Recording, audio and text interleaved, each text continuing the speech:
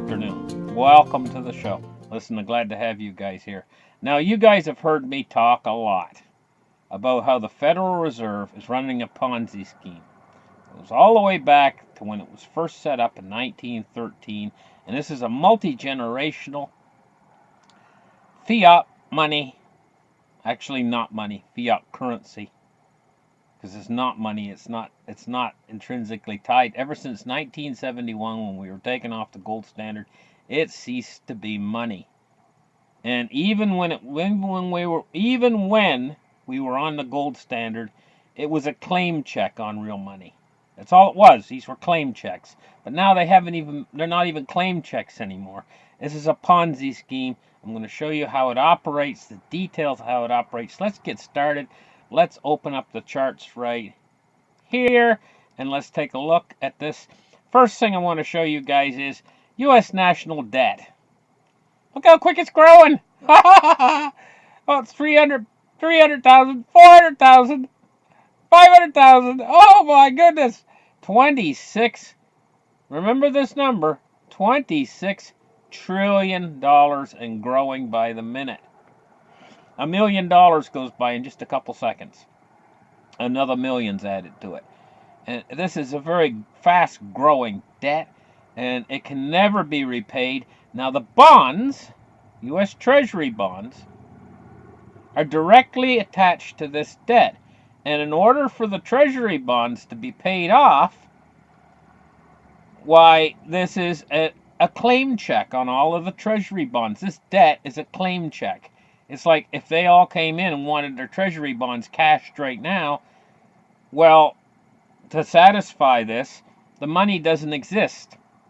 Now, this is why it's a Ponzi scheme. Let's get started. Let's take a look at some of these. Let's take a look at the ins and outs of actually how this thing works.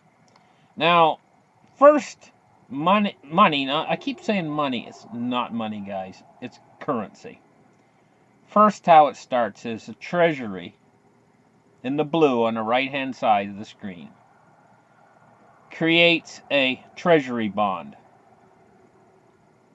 Then what they do is they have a treasury auction. The banks are in on the treasury auction. And this is called open market operations.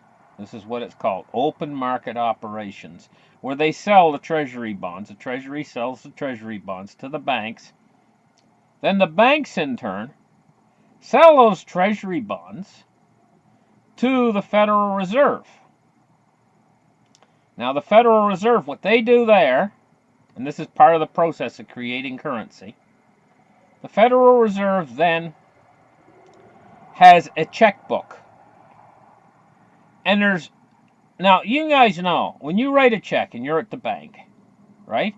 And you write a check, you better have the money on deposit in your bank account to cover the check. The Federal Reserve has zero money in their bank account. And they can write a check for any amount they want on zero money.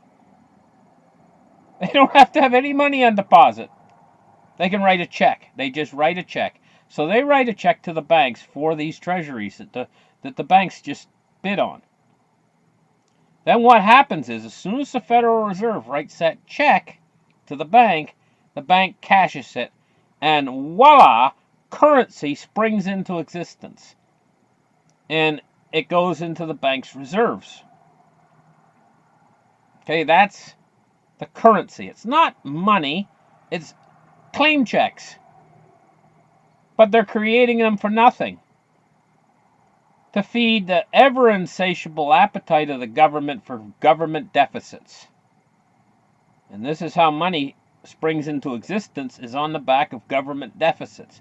Once the banks get a hold of that money and make a big pile of it in the back room, right?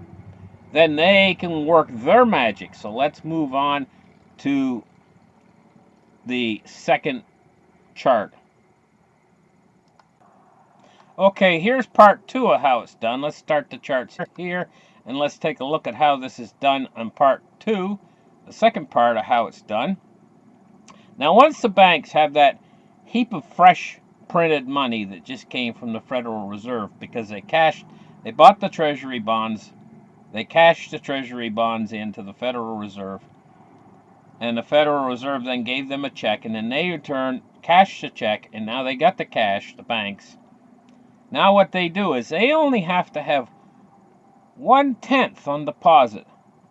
This is the power, absolute power of fractional reserve banking is they only have to have a fractional amount on reserve for the amount that they lend out.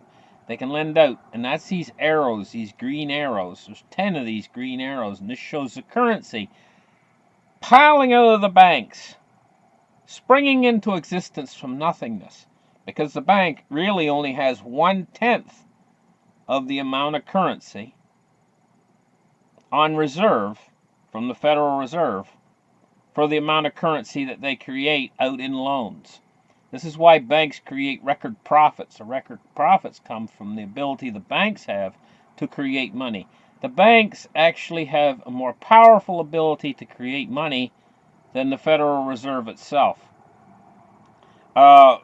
This is unlimited, this power, but it depends on something. It depends on people borrowing money. Now, the banks, they don't qualify all people the same for borrowing money. First off, they have their institutional buddies and stuff that work at Wall Street and stuff like that, who they rate as a secure possibility to lend them money at the lowest rates. In other words, they are hooked into the trough of money, the banks that'll lend them money. And those people are the select people who are basically gambling with the money that the banks create. They're borrowing money from the banks constantly, putting it out on new projects or whatever, and these are the 1%ers. These are the people who have the inroad to the bank to get money at the lowest rates. They've been making all kinds of money. They're the 1%. Now, there's a lot of people out there who'd like to borrow money to do things, improve their life or whatever. Banks won't lend to you because they say, well, you haven't got the collateral or whatever. But at any rate, the bank still can lend out 10 times more money than it actually has on hand. But you have to understand something. There's a few rules about this. First off, when that money springs into existence and the bank lends it out to you, they don't have that money in the back room that they just lent you. All they just did was they went over and typed it into a computer. They're allowed to do that up to 10 times more money than they actually have in the vault. They're able to lend out 10 times more. But once they create that money as a book entry at the bank, then if you don't pay that money back with interest, then the bank is on the hook for that. That's called a non-performing loan if you don't pay that money back. So this is one of the reasons why banks are careful about who they lend money to, because even though they have the most powerful money creation tool of all, more powerful than the Federal Reserve, and they actually work in cooperation with the Federal Reserve to create piles of money, still at the same time the bank is on the hook for that money if you don't pay it back. And so this is called fractional reserve banking. Now let's move on to the next page, the next chart, and this is where it really gets interesting, and this is where it starts to look more like a Ponzi scheme. Now, the Federal Reserve, the Treasury issues the bonds. The banks buy the bonds at the Treasury auction through open market. Then the banks run back over to the Federal Reserve with these bonds. The Federal Reserve buys them off of the banks, gives the banks a check. The checks turn into cash, and then once the cash is on deposit at the bank, then the bank is able to count that as their Tier 1 capital. Then they're able to lend out 10 times more money than their Tier 1 capital. So through all that money creation, tremendous money creation that the banks are doing, how much money's actually out there? Well, it turns out right now in the system, floating around the system, there's about $3.3 trillion of what they call base money. It's a lot of money. $3.3 trillion out there floating around of liquidity. Money is also this currency. I keep saying money. I'm sorry, guys. This is not money. It's actually currency. There's $3.3 trillion of this currency out there floating around that was created through these operations that I just showed you. Mostly, it was created from the banks doing fractional reserve lending. Now, if you see the green arrows on this chart, you can see there's only 2 green arrows where the banks and the Federal Reserve do an exchange to create this currency to begin with.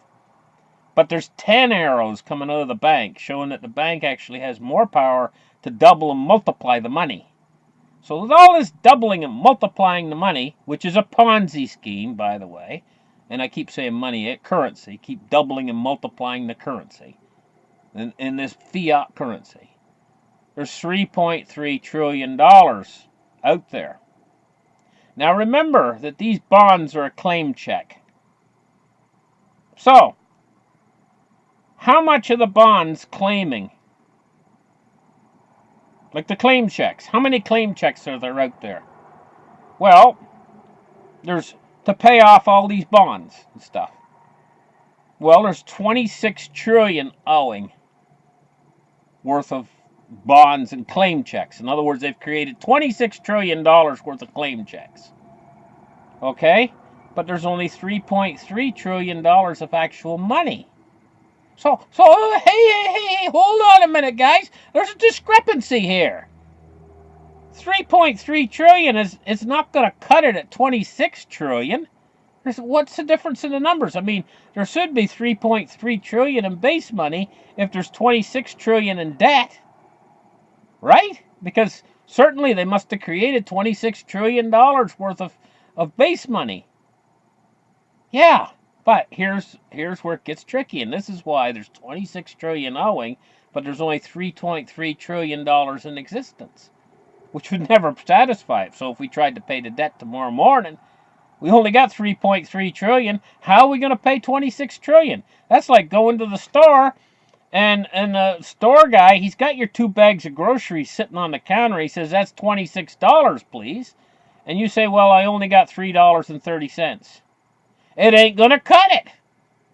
You got $26 worth of groceries. He ain't going to take $3.26 or $3.30. You got to come up with the other 23 bucks. Okay? That's what's going on. So we can never repay the debt. Well, the question is, why? Why can't we repay the debt? Because going all the way back, and this is why I say it's a Ponzi scheme, going all the way back to 1913, whenever they've been doing this operation since 1913, whenever they create currency this way, they create the currency, yes, but there's accruing interest attached to each dollar as soon as they create it. In other words, it's not just a claim check, but it's a claim check in which they extract interest payments back on that claim check. Well, they create the currency, but they never actually create the interest on top of the currency that's going to be needed to pay it back.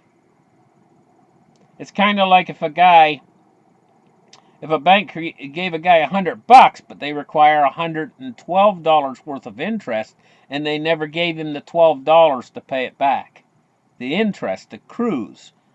And this 26 trillion shows all of this interest that's accrued for over 100 years of accruing interest. So if we actually try to pay the debt down, and you know, these politicians come in office, and a lot of times you get a politician in there, and they say, well, let's pay down the debt. We can pay down the debt. We can pay down the debt. You can't pay down the debt because the money was never created to pay down the debt with. So if you start taking from this 3.3 trillion that's actually in circulation, and you try to pay down a $26 trillion worth of debt, poof, the $3.3 trillion is gone. Nobody has any money. This is called deflation. This is why they have to keep this game going. They have to grow it. They have to keep making it ever larger and larger and larger, keep inflating it, inflating it. And ultimately, it leads to the point where the currency is debased to the point where the people can't stand it anymore. And this is what we're going to get into in part 2 right away.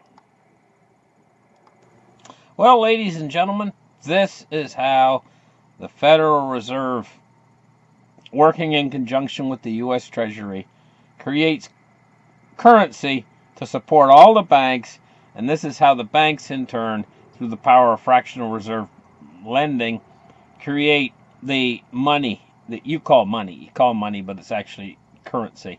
It started out as a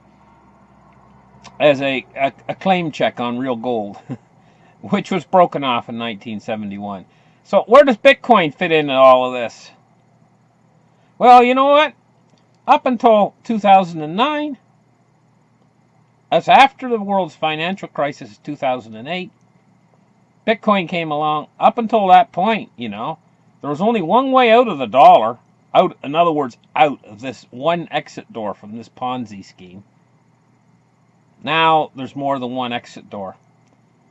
When the world, in other words, when the old saying, when the jig's up, there's going to come a point when the jig's going to be up for this Ponzi scheme.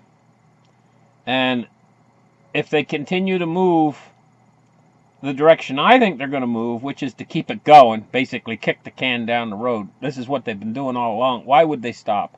At a certain point, they're going to hit a certain point where people are going to start to lose confidence in the purchasing power of the fiat currencies. Once you hit that tipping point, there's no going back. We're almost there. I think we got less than 2 or 3 years left before we hit that tipping point. The people are going to make a mad dash.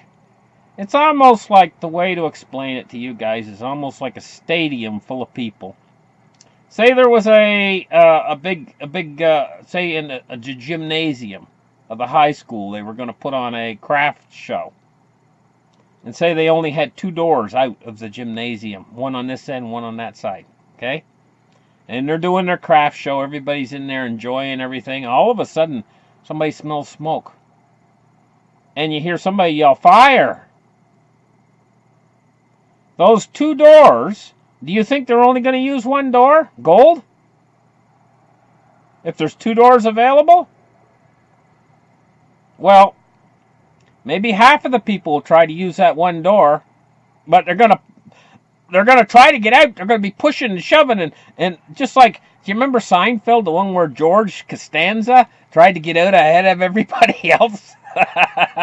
I don't know, maybe you never seen that episode, but it was funny. He stampeded his way past everyone else to get out of the building.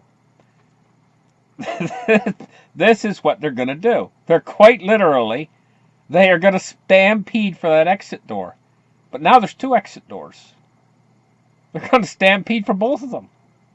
So it's not just gold that's going to take the heat from this. It's going to be cryptocurrencies too. And there's so much volume. This whole financial system is so big. And what's so big is going down. It's going down, baby. That Bitcoin is such a tiny, tiny little market. To make gains, unbelievable, unheard of gains in cryptocurrency, when this stampede comes of people trying to get out of this Ponzi scheme and come to safe ground, you're going to have the dollar on an elevator going down, and everybody's going to be trying to get off of that elevator and get on the Bitcoin and gold and silver elevators that are going to be going up. And nobody's going to want the dollar. They're not. Why? If you own a gold coin or you own a Bitcoin, and every day you see it going up in value tremendously, and some guy comes along and offers you his dollars, that at every single day those dollars are going down, and you know that. You know they're going down in value incredibly fast, and what you got's going up in value incredibly fast. Why are you going to sell it to him? He'll beg you. He'll crawl on his hands and knees and beg you to sell him some for his dollars to get out. This is what we're going to be facing worldwide. Can you imagine the stampede, the panic? And it's all come about because this whole thing was put together faulty to begin with. It wasn't put together right to begin with. Sure, it was fine back when the monetary system in the world was expanding. Every year, they could keep expanding the monetary supply and keep expanding industry and expanding factories and keep growing. As long as there was exponential growth, this system worked. But now we don't have exponential growth anymore. We've got shrinkage, just like on Seinfeld. Significant shrinkage. Maybe you guys never saw that episode either. I'm talking a lot of Seinfeld today. But anyway, guys, listen. I think you get the point. You know? There's only two ways out. Bitcoin and gold. Or silver and Litecoin. And everybody's going to be running for those doors at a certain point in time. So right now, you guys might be a little bit depressed because the markets went down a little bit for cryptocurrency. Only to be expected, because right now the monetary system is starting to shrink and contract. There's only a limited amount of capital out there, or liquidity, and that liquidity, people are being tight with it right now because they see the world going into this recession. But as soon as things turn around, as soon as they decide to pump that new liquidity out there and pump all that new money out there, that new fresh money, and they go back and start those printing presses up again, well, look out. That's the go signal. And so we might see a little dip in price, and then later we're going to see the reward. So this is setting up a real buying opportunity. Thank you guys for listening. Give me a thumbs up, and we'll catch you guys in the next video. Bye-bye, guys.